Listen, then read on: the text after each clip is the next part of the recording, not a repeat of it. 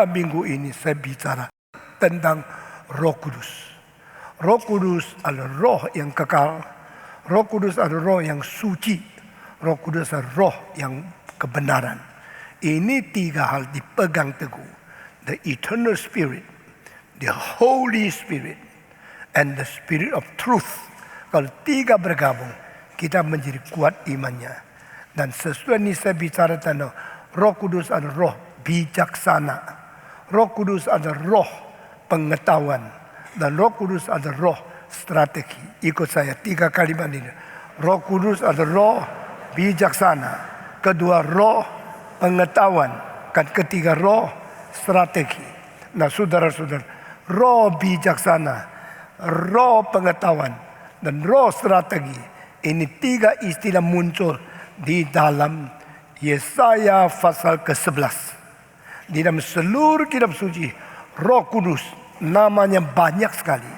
Tapi hanya Yesaya pasal 11 muncul istilah tiga segi ini. Roh bijaksana, roh pengetahuan, dan roh strategi.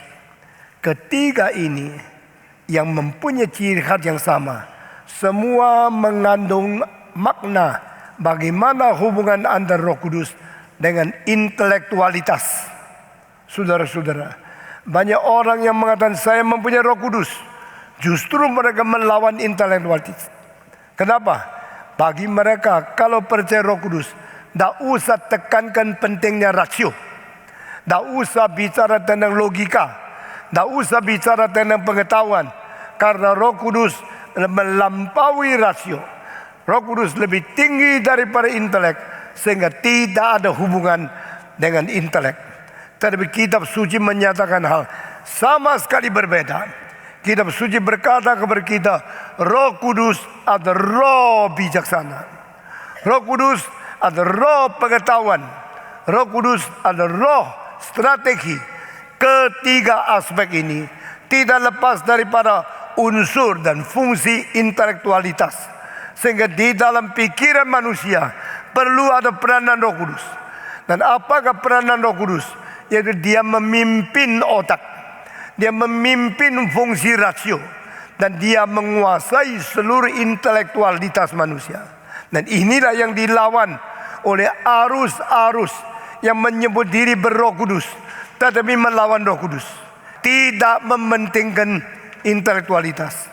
Sehingga kalau engkau ikut kebaktian gereja di mereka, mereka mempunyai gejala-gejala supernatural yang melawan ketenteraman pikiran.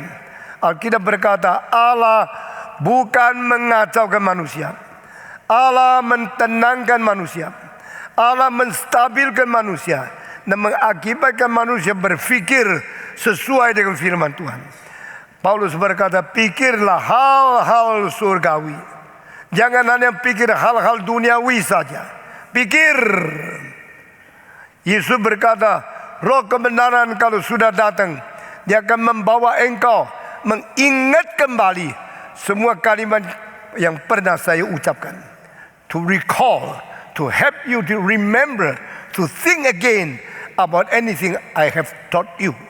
Apa yang ku sudah mengajarkan engkau, Roh Kudus akan membantu engkau untuk memikir kembali, untuk pikir ulang, untuk mengingat kembali. Jadi Roh Kudus bukan merusak pikiran. Roh Kudus bukan memadamkan api intelektual. Roh Kudus bukan membasmikan fungsi dari rasio. Roh Kudus justru membangkitkan kembali, mengingatkan kembali, menghidupkan kembali fungsi rasio, termasuk ingatan-ingatan memori yang sudah diberikan Tuhan kepada manusia. Saudara-saudara, dengan demikian engkau langsung bisa membagikan gereja yang intelektual sama gereja yang melawan intelektual. Saya tidak berarti gereja intelektual harus mengumpulkan manusia yang sekolah-sekolah tinggi, yang sudah lulus universitas, dapat S1, S2, S3. Tidak. Saya berarti gereja yang membiarkan Roh Kudus berperan untuk mengontrol, memimpin, menginspirasikan dan menghidupkan fungsi rasio yang diciptakan Tuhan di dalam diri manusia. Saudara perhatikan, manusia adalah satu-satunya makhluk yang mempunyai fungsi rasio. Manusia adalah satu-satunya makhluk yang boleh memikir tentang kebenaran. Dan kalau bagian ini diabaikan atau dikurangi atau akhirnya dihancurkan, saya tidak percaya kita harus terima itu sebagai pekerjaan Roh Kudus. Karena Spirit of God is not to demolish, is not to remove the function of reasoning power created by God only in human life. Allah tidak menciptakan makhluk lain dan memberikan fungsi rasio kepada binatang-binatang yang lain. Allah hanya memberikan satu makhluk mempunyai sesuatu hak istimewa, privilege untuk berpikir, untuk memikirkan, menganalisa, dan untuk mengerti akan kebenaran yang mendalam, yaitu manusia. Manusia adalah satu-satunya makhluk yang dicipta Tuhan dengan kapasitas, intelektualitas, rasio, logika, dan kepengertian di dalam kebenaran. Tidak ada di semua binatang lain. Itu sebab jika manusia sendiri melupakan, mengabaikan, menginjak-injak akan fungsi rasio, kita menjadi binatang yang bodoh sekali. Makhluk yang paling cerdas menjadi binatang yang bodoh, karena kita mempersamakan diri dengan semua yang dicipta tanpa rasio. Itu sebab jangan sembarangan menerima roh yang mengaku diri Roh Kudus, karena Allah tidak mengizinkan kita menerima yang lain mengganti yang Dia. Sebagaimana jangan terima laki lain malam-malam masuk kamarmu mengganti suamimu. Demikian orang Kristen tidak boleh menerima roh yang bukan Roh Kudus dan menggantikan dia sebagai Roh Kudus. Di mana gereja-gereja yang membiasakan diri menerima apa saja, pokoknya supranatural, dan disebut sebagai inilah Roh Kudus. Orang reform tidak boleh demikian. Kita harus membedakan dengan sungguh-sungguh. Yang dari Tuhan Allah kita terima, yang bukan dari Tuhan Allah kita tidak boleh terima. Bukan saja tidak boleh terima, kita harus menolak. Kita harus berani menguji dan mengusir dia keluar dari gereja. Saudara-saudara, mengapa saya tekankan hal ini? Karena sekarang sebagian orang Kristen yang terlalu sembarangan asal supranatural diidentikan dengan Roh Kudus. Asal supranatural diidentikan dengan Roh Kudus. Saya mengatakan sekali lagi, asal supranatural diidentikan dengan Roh Kudus. Apa maksudnya? Memberikan sebulan angin, lalu semua jatuh terpelanting di dalam tanah. Inilah pekerjaan Roh Kudus, the strain of the Holy Spirit. Di mana Roh Kudus? Di dalam kitab suci mengatakan ada cara Roh Kudus membunuh manusia dengan menjatuhkan semua di dalam kebaktian. Itu tidak ada. Itu bukan ajaran Alkitab. Tapi mengapa orang-orang terima itu pekerjaan Roh Kudus? Karena mereka lihat ini tidak mungkin dilakukan oleh manusia. Mana ada orang mempunyai kekuatan bikin orang jatuh? Bikin orang jatuh, ini pasti Tuhan hadir. Roh Kudus mengunjungi kebaktian ini. Lalu banyak orang Kristen langsung menerima itu sebagai Roh Kudus. Tanya dia, kau tahu ini Roh Kudus? Ini supranatural. So identification in natural, supernatural things to be identified as a work of Holy Spirit, ini sangat ridiculous, very ridiculous, very terrible. Ini sangat menakutkan. Di dalam kitab suci yang tidak ada, jangan kita cari-cari sendiri. Itu sebab sekarang saya minta saudara perhatikan, di dalam seluruh kitab suci Allah tidak pernah memperbolehkan manusia menguji dia dengan sembarangan. Tetapi di dalam 2 kali Allah berikan manusia hak untuk menguji dia. Nah, ini hal yang terlalu istimewa, hampir tidak pernah terjadi. Tapi tercantum di dalam Alkitab. Karena tercantum di dalam Alkitab, maka kita harus menurutnya. Sekali lagi, waktu orang Israel mencobai Tuhan, di dalam 40 tahun Tuhan marah. Nenek moyangmu mencobai saya di padang belantara 40 tahun. Itu sebab saya memberikan kepada mereka sesuatu kutukan. Mereka tidak akan masuk ke dalam Sabat itu. They will never enter into that Sabbath. Sabat itu apa artinya? Sabat itu peristirahatan, satu perdamaian, sesuatu berkat Tuhan untuk kita beristirahat. Kita damai, kita mengalami sejahtera. Damai dan Sabat itu memang dijanjikan oleh Tuhan. Engkau bekerja 6 hari. Hari ke-7 engkau merayakan hari Sabat. Berdamailah engkau, terimalah sejahtera engkau, karena saya memberikan pengasuhan kepada engkau pada hari ke-7. Hari itu saya memberikan berkat. Saudara-saudara kita, setiap 7 hari, 1 hari kita beristirahat, tidak berdagang, tidak bekerja, tidak masuk kantor. Ini adalah rencana Tuhan, supaya 7 hari ada 1 hari beristirahat untuk recharge, untuk dapat kekuatan untuk menghadapi 6 hari yang harus sibuk, yang harus kerja setengah mati, mempunyai kekuatan yang diperbarui. Sama seperti bateri recharge.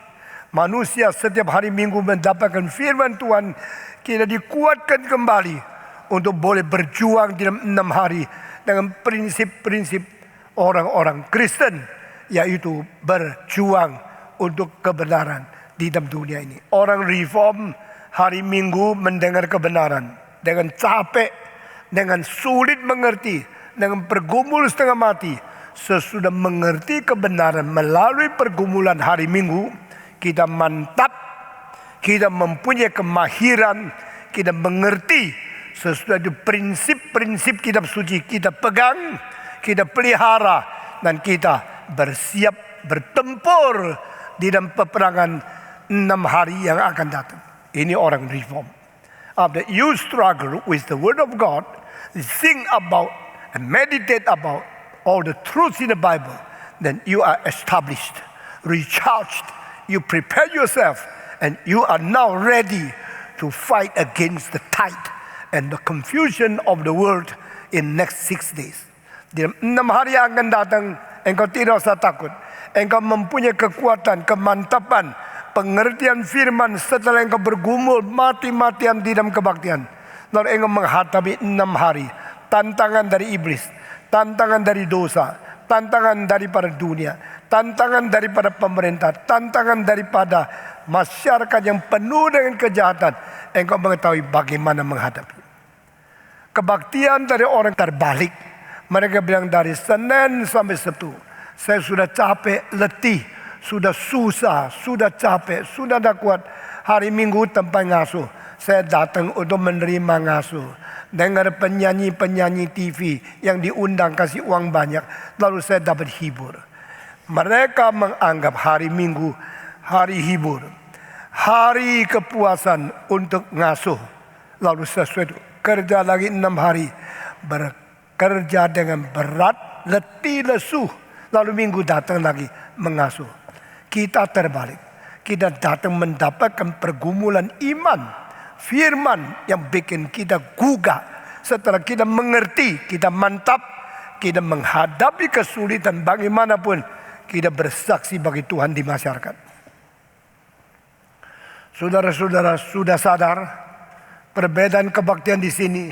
Engkau bukan mencari entertainment, engkau bukan mencari penghiburan atau membius diri pada hari Minggu. Engkau mencari sesuatu perjuangan, pergumulan, kesulitan untuk merenungkan, memikirkan dengan meditasi yang sekuat mungkin tentang kebenaran sampai mengerti.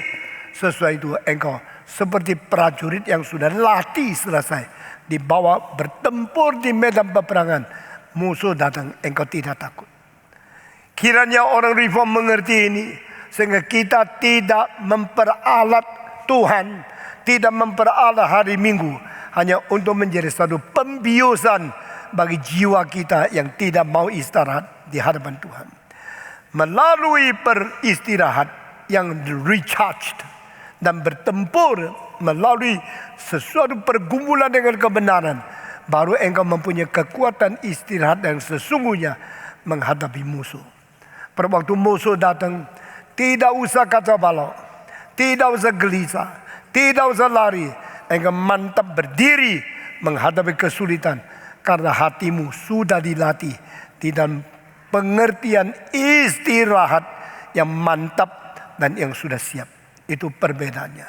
Nah, saudara-saudara, Alkitab berkata kepada kita, pada waktu orang Israel mencobai Tuhan Allah 40 tahun, bersungut-sungut, terus ngomel tentang Tuhan, Allah mengatakan, I swear with you, with my own name, you will never enter into that Sabbath.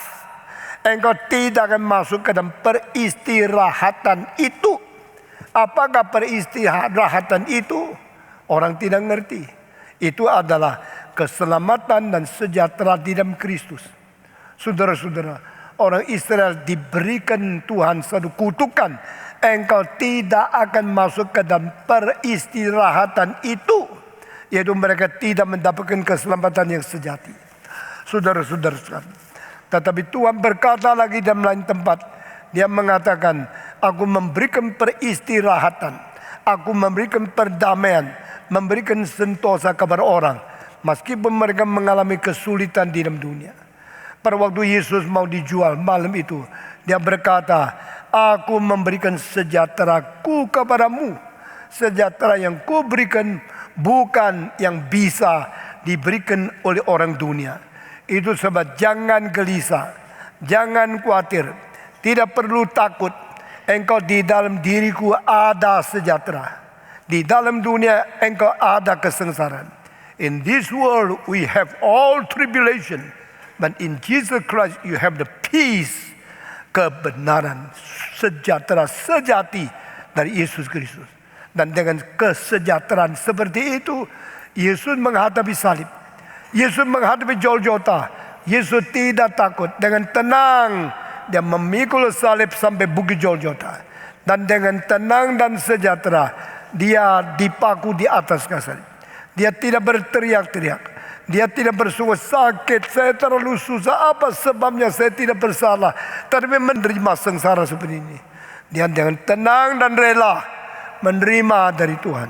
Saat itu Dia menyatakan sejahtera. Itulah sejahtera yang diberikan kepada manusia. Itulah sejahtera yang berlainan dengan sejarah dunia. I give my own peace to you. The peace I give to you is different from the peace of this world. Orang dunia tidak mungkin mempunyai kesejahteraan itu. Itu kesejahteraan saya sendiri. Dan saya memberikan kesejahteraanku sendiri kepada kamu. Itu sebab kamu tidak usah takut. Kamu tidak usah khawatir. Kamu di dunia ada sengsara, tapi di dalam diriku ada sejahtera. Saudara-saudara, siapakah seperti Yesus? Waktu naik ke atas kayu salib sama sekali tidak ngomel, tidak nangis, tidak sedih, dan tidak teriak satu kalimat. Dia diam-diam menyerahkan diri di paku sampai dagingnya pecah, dan pakunya melekatkan tangannya ke atas kayu salib. Kedua tangan, kedua kaki, lalu diangkat, dimancapkan seperti mentanjapkan bendera. Seluruh berat tubuh tergantung kepada beberapa lubang kaku, dan di situ Dia tidak teriak. Dia cuma mengatakan, Bapa, ampuni mereka, karena apa yang mereka perbuat mereka tidak tahu. Inilah sejahtera yang paling tinggi di dalam sejarah. Di dalam sejarah tidak pernah ada manusia mungkin mengalami sejahtera seperti ini. Pada waktu mengalami kesakitan, kesedihan, mendapatkan sengsara dan penyiksaan yang paling berat seperti ini. That is the true peace. Itulah kesejahteraan yang sesungguhnya. Tuhan berkata, Israel mencobai saya, maka saya tidak akan membawa mereka masuk ke dalam kesejahteraan itu. They will never enter into that kind of peace, that kind of Sabbath, karena saya tidak mencoba. Allah tidak boleh dicobai. Tetapi hari ini saya membicarakan dua hal.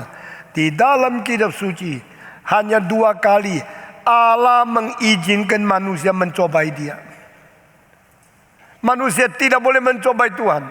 Dan yang sudah mencobai Tuhan 40 tahun dikutuk Tuhan, tidak boleh masuk ke dalam kesejahteraan itu. Tetapi kali ini saya minta saudara perhatikan, Allah mengizinkan dan memerintahkan manusia mencobai dia hanya boleh 2 kali. 1 kali di dalam perjanjian lama, 1 kali di dalam perjanjian baru. Tuhan berkata, cobailah aku, hei Israel. Cobailah aku, silakan. Saya perintahkan engkau, cobailah aku.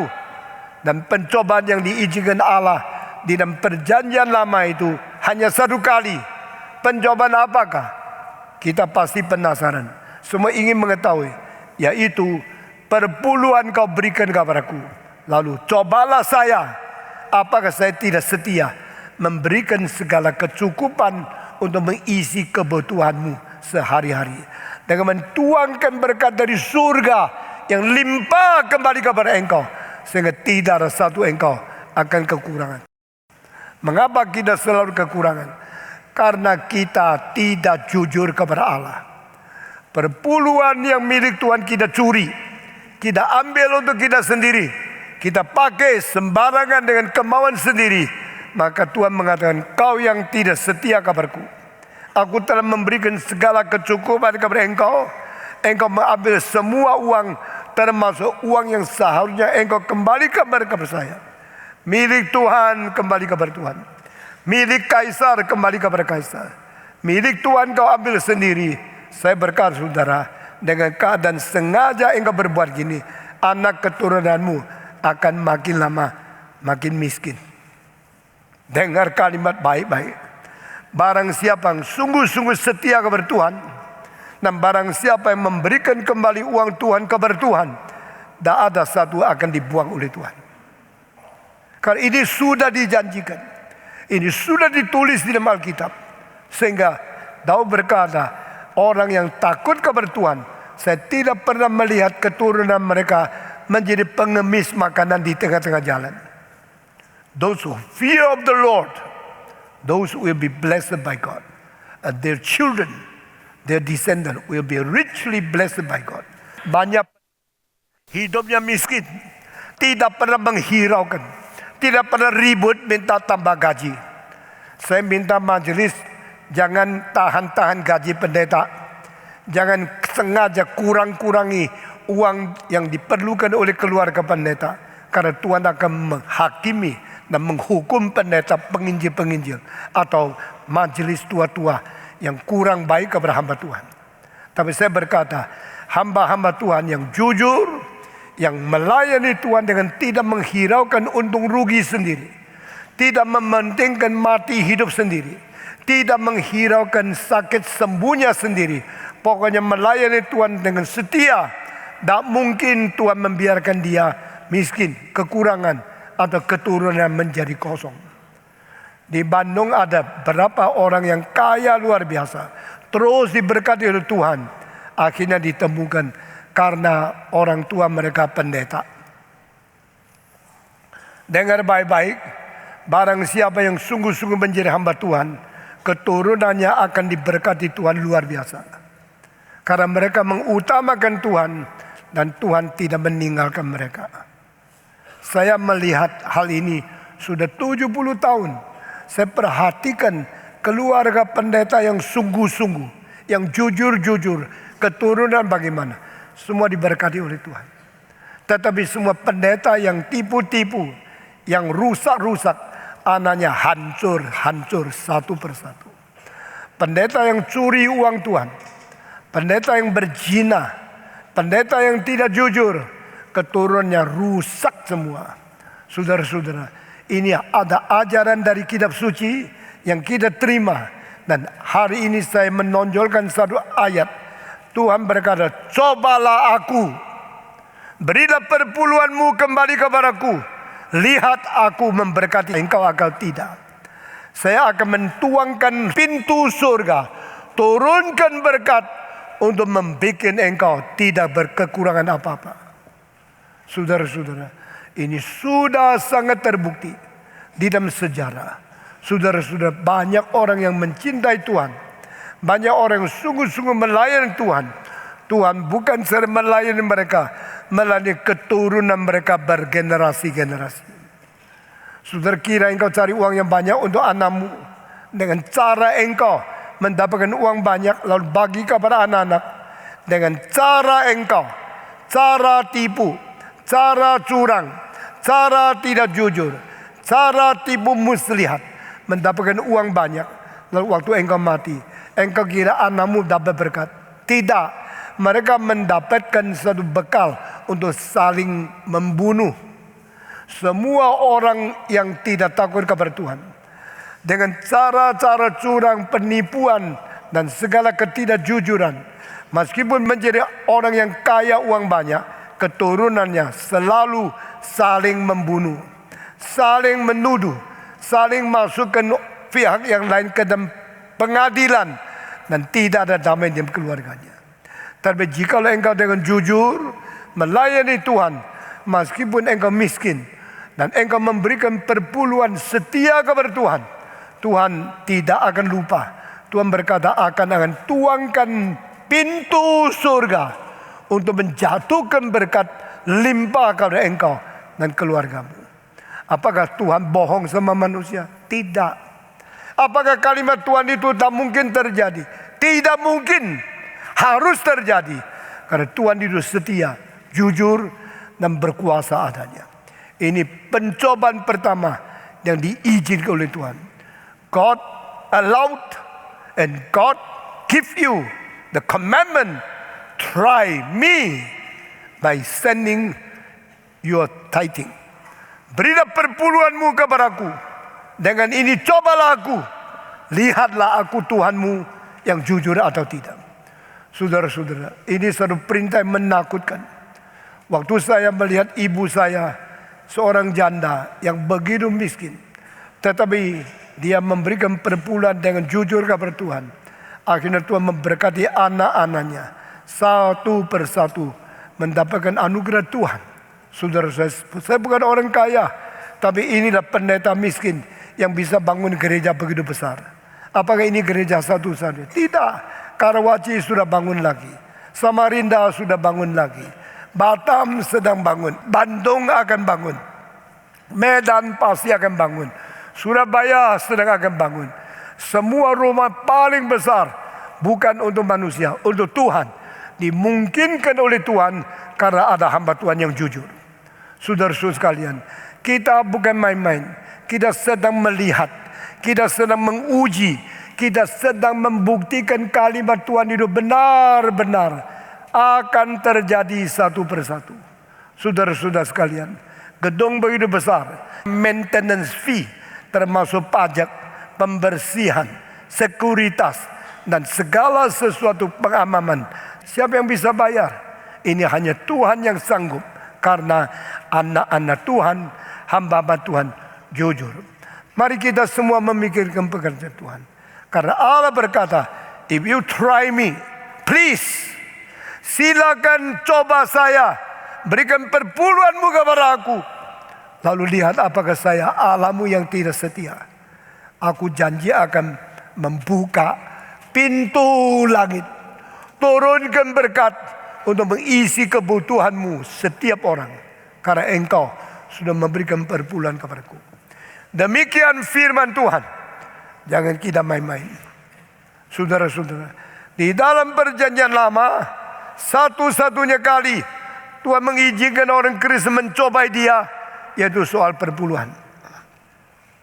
Demikian di dalam perjanjian baru, satu-satunya kali Allah mengizinkan manusia mencobai dia adalah, ujilah roh itu dari saya atau tidak.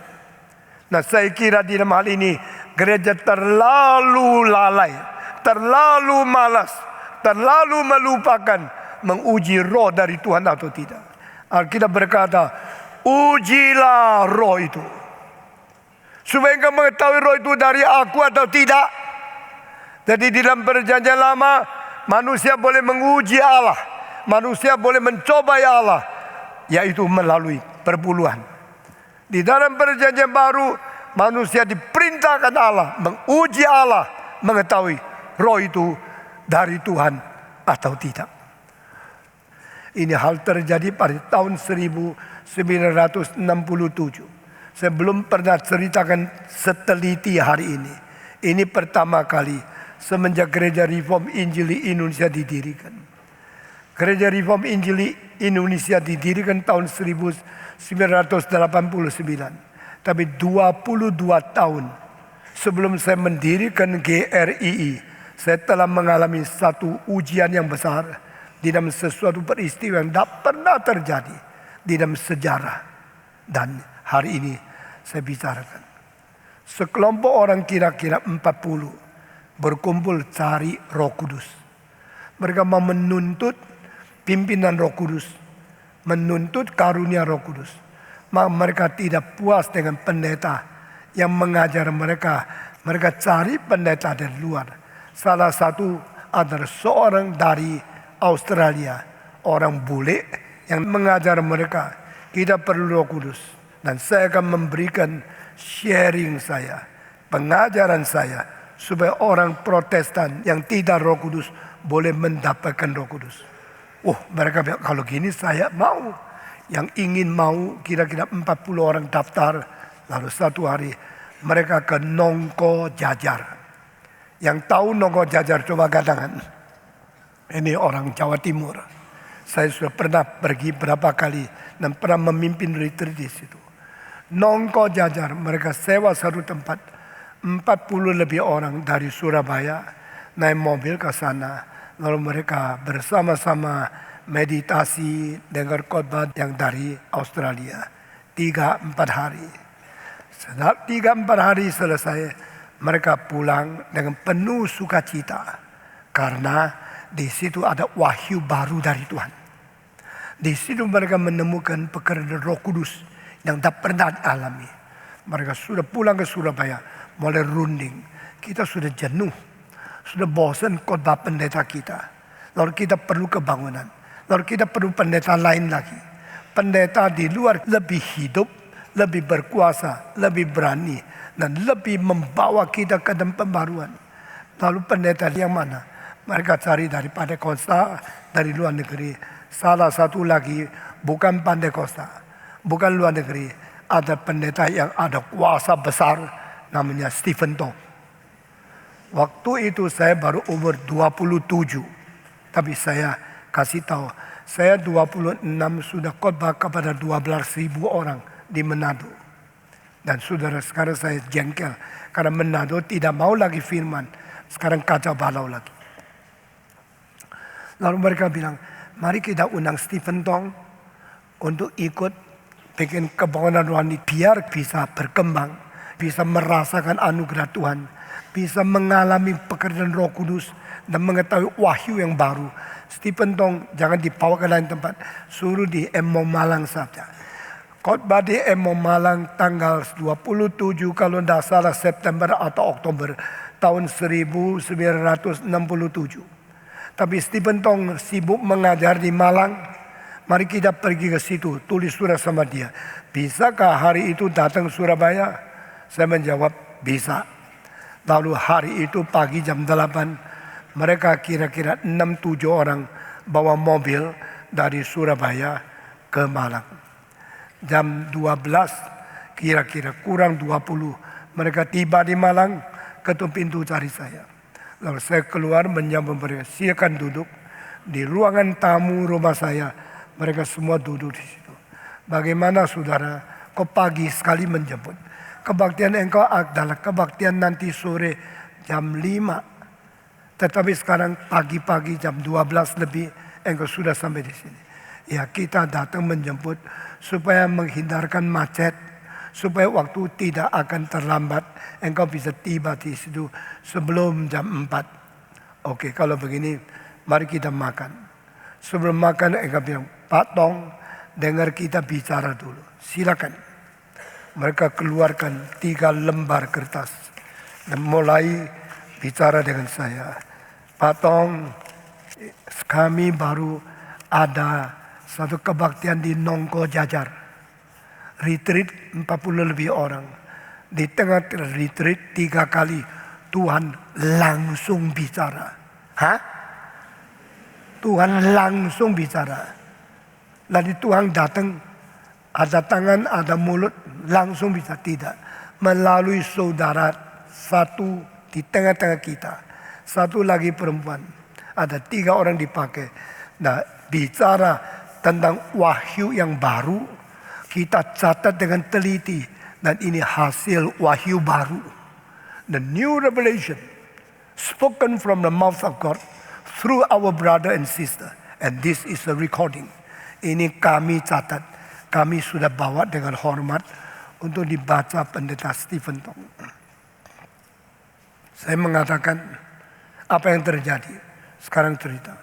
Waktu kita doa, waktu kita renungkan firman Tuhan, setelah dengarkan brother yang membicarakan firman Tuhan, kita mulai berdoa. Di tengah-tengah doa, semua lagi tenang-tenang, mendadak ada satu perempuan digerakkan oleh Roh Kudus berdiri. Sudah berdiri, kita tidak sadar. Kita tetap berdoa. Lalu suara dari mulut perempuan itu mana? Aku datang, aku datang. Semua bilang, oh Tuhan, datanglah, datanglah. Lalu suara itu meneruskan, saya adalah Yesus. Saya adalah Yesus yang sekarang datang kepadamu. Oh Tuhan, Engkau sudah datang. Mau ngomong apa sama kami? Ngomonglah.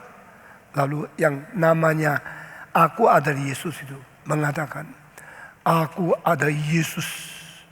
Aku adalah Yesus yang berdiri di sebelah kanan Allah Bapa. Sudah salah kan? Bukan duduk di sebelah kanan, berdiri di kanan. Jangan ketawa, Alkitab ada itu. Yesus berdiri di kanan Allah Bapa tercatat 1 kali. Waktu Stefanus di rajam batu, Yesus berdiri menyambut dia. Selain itu tidak pernah. Dari Mazmur 110 sampai kepada seluruh kitab suci, sampai daripada Ibrani, sampai semua Yesus duduk di sebelah kanan. Tapi dia, aku ada Yesus yang berdiri sebelah kanan Bapa. Lalu dia mengatakan, yang kedua, ini loh, patong kita dapat nubuat baru. Yesus sendiri berkata, aku Yesus, aku Yesus, aku selalu sedih karena suamimu belum Kristen. Nah, banyak yang ikut itu suami belum Kristen. Mereka, oh sungguh-sungguh Tuhan berkata, aduh cilakalah suamiku, mau diapain ya. Bagaimana Yesus Kristus? Mereka harus bertobat supaya aku tidak membinasakan mereka. Kabarkanlah ini kepada mereka, tidak bilang Injil. Kabarkan ini kabar mereka, supaya mereka tidak binasa. Jadikan suamimu Kristen, dan antaranya satu suami sudah mati. Lalu kali ketiga, dia mengatakan, engkau harus selalu memelihara ini, kabarkan ini, supaya di Surabaya banyak orang Kristen ikut kebaktian dan ikut persekutuan di sini, supaya aku boleh mencintai dan boleh menyelamatkan mereka. Wah, 3 wahyu baru. Sesudah saya baca, saya mau kembali ke mereka. Mereka ambilnya seperti ambil barang suci itu. Hati-hati sekali. Saudara-saudara. Lalu mereka keluarkan, coba baca lagi patong. Mungkin ada sesuatu pimpinan Tuhan yang baru untuk patong juga. Saya bilang, nanti kita lihat bagaimana Tuhan pimpin. Kita makan dulu. Sudah makan selesai, kita sudah mau berangkat ke Surabaya. Patong mau berangkat, siap-siap. Saya minta berhenti sebentar. Saya pergi ke belakang dari saat ketemu dengan seorang dosen perempuan namanya Mabel Williamson. Dia seorang besar sekali. Dia seorang pernah di Tiongkok. Akhirnya setelah komunis masuk Tiongkok, dia diusir. Setelah usir, dia datang ke Malang mengajar di saat menjadi rekan saya. Saya begitu ketuk pintu dia bilang, ada apa? Saya bilang, silakan doakan saya. Saya sekarang mau ke Surabaya. Dan ini peperangan rohani yang besar. Karena ada yang disebut Roh Kudus menjadi orang namanya, aku datang sebagai Yesus. Sekarang orang-orang itu minta saya khotbah. Doakan saya, karena saya akan berperang di dalam bertemu dengan roh yang tidak benar ini. Saya punya rekan sudah umur 68. Yes, Stephen, I pray for you. Go and be careful. God be with you. Saya langsung naik mobil, langsung berangkat. Yang sebelum duduk di sebelah dia orang terus noleh ke belakang lihat saya. Saya terus berdoa di mobil. Tuhan kasih kekuatan, kasih kuasa, kasih bijaksana kepada saya. Mobil berjalan 2,5 jam. Sekarang 3 jam tidak sampai, macet. Dulu itu tahun 1967, 41 tahun lalu. 2,5 jam sampai di Surabaya. Jam 1 berangkat, jam 3:30 sampai. Lalu masuk ke gereja, mereka siapkan minuman, duduk semua di situ. Kebaktian akan mulai jam 5. Sekarang jam 3:30 saya sudah sampai di situ. Kita mau berdoa. Lalu kita mulai bicara. Persekutuan pertama kali di mana, kedua kali. Bapak Stephen dong, dengar dulu, jangan jawab. Karena ini pekerjaan Tuhan, harus engkau tahu. Pekerjaan Tuhan yang harus saya tahu. Saya ingin tahu. Saya diam dulu, dengar dia cerita. Sudah cerita, makin cerita, saya makin rasa nyeleweng. Makin tegaskan itu Roh Kudus. Saya makin rasa tidak benar. Lalu perintah Tuhan berkata, ujilah roh itu. Tapi kalau roh itu tidak muncul, bagaimana uji? Maka saya berdoa, Tuhan, biarlah dia muncul. Saya tidak takut. Saya akan pakai kesempatan ini uji. Dan setelah itu pemimpinnya mengatakan, mari kita berdoa. Lalu giliran kira-kira 17 orang. Dan dia ikut, dia diam-diam melihat. Satu berdoa. Doa terus. Sengaja doanya dipelan-pelani. Supaya suasananya cocok untuk roh itu datang. Saya ada perasaan ini lagi mengundang roh ini. Saya diam aja. Lebih baik dia datang. Saya tidak takut kok. Saya mau ketemu dia. Lalu saya mau uji dia. Saya menyatakan dia itu siapa. Lalu doa sampai yang ketujuh. Perempuan yang umur 40 lebih. Suaminya sudah mati. Giliran dia berdoa. Perempuan itu berdiri. Waktu dia berdiri. Ya. Semua. Semua. Oh Tuhan. Oh. Baru suara lain dari suara perempuan itu. Seperti orang lain masuk ke dalam dia. Ngomong. Aku datang. Setelah datang, yang lain turun mengatakan, oh datanglah. Saya mulai dengan pikiran mengatakan, Tuhan, give me the wisdom, give me your spirit, so that I can discern, I can know who is this. Berilah rohmu yang mentenangkan hatiku. Berilah roh bijaksana untuk bisa membedakan siapa ini.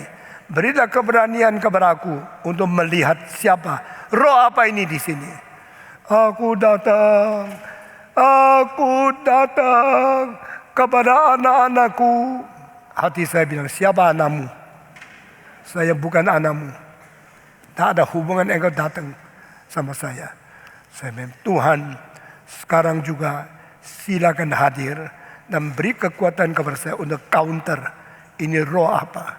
Beri bijaksana kepada saya untuk bisa memberikan rumusan untuk membuktikan ini dari Tuhan atau tidak. Dia sudah bicara semua, suasana penuh Roh Kudus katanya. Bagi saya penuh roh aneh. Lalu sesudah itu saya mulai berdiri. Saya buka kitab suci 1 Yohanes pasal 4. Dikatakan jangan percaya segala roh, harus menguji. Nah inilah satu-satunya tempat di dalam perjanjian baru di mana Tuhan mengizinkan manusia menguji kalau roh yang engkau ragu-ragu dari Allah atau tidak. Lalu saya mulai membaca, menguji dia dengan pertanyaan, percaya tidak Yesus adalah anak Allah yang datang melalui inkarnasi bertubuh manusia. Maka saya tidak mau langkai Tuhan. Saya tidak mau menyeleweng. Saya mau setiap kalimat sesuai dengan Alkitab. Demi nama Yesus Kristus, saya tanya, roh yang berada di perempuan ini. Banyak orang mulai gelisah. Tadi, sekarang mulai gelisah. Tuhan. Lalu saya mengatakan, sekarang jawab saya. Roh yang berada di perempuan ini, engkau percaya tidak? Yesus Kristus, anak Allah, datang ke dunia melalui inkarnasi anak darah Maria. Jawab. Roh itu tidak mau jawab. Aku datang. Sekarang demi nama Yesus, jawab saya. Tetap tidak mau jawab. Saya terpaksa mengatakan, demi nama Yesus yang firman jelma menjadi daging, yang pernah mati, disalib dan bangkit. Sekarang saya perintahkan engkau jawab saya. Siapa engkau? Waktu itu saya berperang seorang sendiri. Kira-kira 17 orang di dalam kamar itu. Semua tidak sesama, tidak setuju dengan rohku. Dan saya sendiri. Dan saya percaya di surga ada Yesus yang berdoa bagi saya. Di Malang ada Mabel Williamson, dosen saya, rekan saya berdoa bagi saya. Saya tidak berani menunggu jawaban. Lalu dia tidak mau jawab lagi. Saya ketiga kali, demi nama Yesus Kristus yang firman menjadi daging, yang mati dan bangkit dari orang mati, perintahkan engkau harus jawab. Mulai jawab. Dia jawab apa? Aku adalah Yesus. Dari mana engkau? Dari anakku Yesus. Aku adalah Yesus dari anakku Yesus. Benar tak? Betul tak? Jawab. Betul tak? Yesus dari anaknya yang nama Yesus. Betul tak? Sama sekali kacau. Saya sudah tahu roh itu gentar.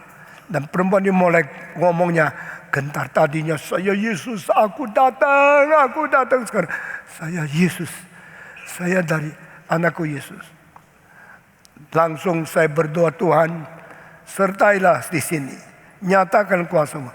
Demi nama Yesus Kristus, firman yang pernah menjadi daging, melalui naungan Roh Kudus atas anak darah Maria, yang pernah mati di Golgota, dikuburkan dan hari ketiga bangkit. Sekarang duduk di sebelah kanan Allah Bapa. Demi nama Yesus Kristus, saya perintahkan engkau jatuh. Saya tidak katakan engkau keluar. Saya tidak tahu kenapa waktu itu mengatakan silakan jatuh. I order you to fall down now. Pada waktu saya mengatakan kalimat itu, di dalam 2 detik perempuan itu jatuh di tanah. Seperti orang sakit keras, kejang di situ. Keluar air ludah. Terus nangis tak karu-karuan. Semua orang kaget. 16 yang lain termasuk salah satu pendeta muda kaget sekali. Dan saya disuruh berdiri dengan tegas. Inilah buktinya, ini bukan Roh Kudus. Ini roh dari setan yang memalsukan Roh Kudus, yang menipu orang Kristen. Hei, bangunlah. Meskipun engkau tidak puas dengan gerejamu atau gerejamu pendeta khotbah tidak menarik, tetapi ini bukan roh yang sungguh. Engkau jangan ditipu oleh dia. Semua mulai ribut. Lalu suara saya yang keras gini sudah masuk ke kamar di luar. Di luar sudah sebelum setengah jam sudah 500 orang lebih datang mau tunggu kebaktian itu. Mereka mulai ribut jadi satu. Jadi di situ pendeta senior ada, majelis ada, tua-tua ada sebagian masuk ke dalam. Apa sih yang terjadi? Sampai ini roh bukan Roh Kudus, sedang memalsukan Roh Kudus, menipu kelompok orang ini. Pendetanya mukanya sedikit kelihatan aneh karena dia memang melihat kesulitan gereja ada sekelompok seperti ini.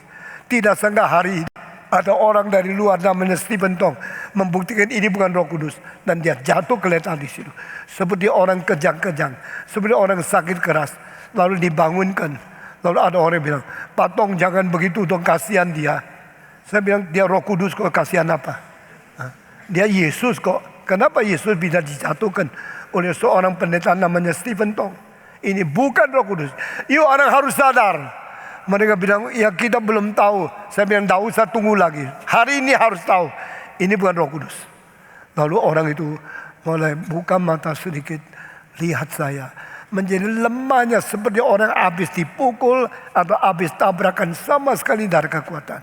Ini salah satu gejala kalau orang dirasuk atau ditumbangi oleh setan. Setelah setan itu meninggalkan dia lemahnya luar biasa. Lalu ada pendeta bilang, Patong, bagaimana ya gereja ini? Saya bilang, sekarang orang mau percaya itu Roh Kudus, silakan. Saya tidak. Engkau mau percaya saya telah menguji, saya menyambut baik karena saya pakai cara Alkitab. Menguji itu bukan Roh Kudus. Ada orang bilang, ya kita belum tahu. Saya bilang, you tidak usah lagi bicara. You tidak tahu, biar engkau tahu. Saya tahu ini salah, ini tidak benar. Akhirnya gereja itu setelah hari itu pecah menjadi 3 kelompok. Satu kelompok percaya itu Roh Kudus. Satu kelompok percaya Stephen Tong betul, itu bukan Roh Kudus. Satu percaya mesti tunggu lagi supaya uji lebih jelas. Saya bilang, saya tidak uji lagi. Saya sudah tahu itu bukan Roh Kudus. Sesudah itu mereka buka pintu. Saya keluar naik ke mimbar berkhotbah. Sudah 600 sampai 800 orang. Tunggu saya khotbah di situ. Saya langsung bicarakan pemalsuan roh jahat yang memalsukan Roh Kudus. Bagaimana menipukan gereja. Ada orang dengan tegas mengatakan, inilah jawaban. Kita sudah tunggu lama, tidak tahu bagaimana menangani kesulitan ini. Tuhan kirim Stephen Tong memberi jawaban tegas kepada kita. Tapi sebagian orang tidak senang. Dan akhirnya gereja itu pagi 3. Yang pro saya, mereka mulai meniadakan hubungan dengan orang-orang seperti ini. Yang pro itu Roh Kudus, mereka mulai mengakibatkan kelompok 40 orang tinggalkan gereja. Yang sebagian besar tidak tahu ini apa terjadi. Lihat saja bagaimana Tuhan pimpin. Gereja itu goncang sekali. Saudara-saudara, sekarang sudah lewat 40 tahun lebih. Kelompok itu di mana? Saya tidak tahu. Tapi 15 tahun kemudian, yaitu setelah tahun 67 sampai tahun 82, saya ketemu pemimpinnya datang ke saya. Pemimpinnya menghadap, Patong, kami waktu diuji, waktu itu kami benci engkau. Kami sangat marah sama engkau. Tapi sekarang saya harus mengakui selama 15 tahun kami tidak ada perkembangan, tidak ada kemajuan. Dan kami rohani tidak pernah ada pertumbuhan apa-apa. Roh itu bawa kita putar-putar seperti padang belantara. Dan kami tidak mengerti kitab suci lebih baik. Kami tidak bertumbuh, penginjilan tidak berkuasa. Saya mengatakan, sadarlah sekarang. Jangan lagi mau ditipu. Dia bilang, ya Patong, doakan kami. Doakan kami yang tidak ada arah mau kemana. Di situ saya mulai pikirkan, Indonesia sampai kapan? Perlu gerakan reform Injili. Perlu penegasan doktrin yang benar. Perlu bisa membedakan siapa roh yang jati dan siapa roh yang tidak sejati. Dengan demikian Tuhan pimpin pelan-pelan gereja reform Injili Indonesia didirikan. Saya minta saudara perhatikan, gerakan ini gerakan yang sangat mahal, sangat langka, sangat penting, dan sangat mulia. Dan pendiri gereja reform Injil Indonesia bukan pendeta biasa yang ikut-ikut arus, yang cari makan, yang puas dengan kedudukan tinggi, yang mau nama besar. Sebelum saya masih muda, saya sudah sangat terkenal di seluruh dunia. Saya tidak cari nama, saya tidak cari uang. Saya mau membagikan kebenaran yang sejati supaya gereja jangan main-main. Kiranya Tuhan memberkati kita. Sampai di sini saja. Mari kita berdoa. Tuhan berkati gerejamu. Berkatilah pengertian iman kami sehingga tidak tergelincir oleh ajaran yang sesat. Dalam nama Tuhan Yesus kami berdoa. Amin.